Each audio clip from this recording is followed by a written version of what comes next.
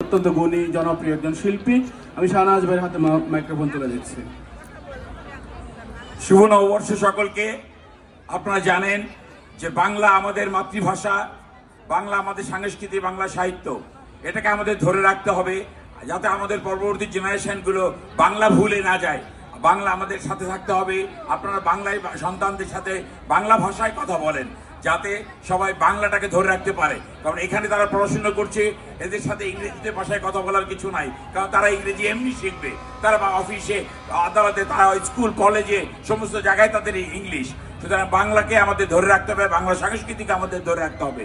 আমি শাহনওয়াজ গ্রুপের মালিক, golden age home care এবং আজকাল যে পত্রিকা আছে, এই দুটোকে আমরা এই অনুষ্ঠানের সাথে সম্পৃক্ত রাখতে পেরে আমরা অত্যন্ত আনন্দিত।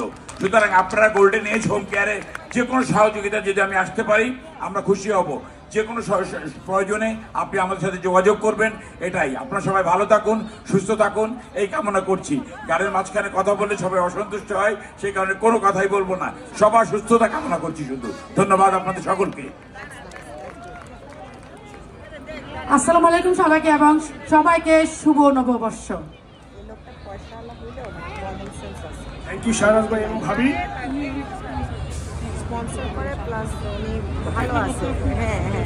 এরপর একক নৃত্য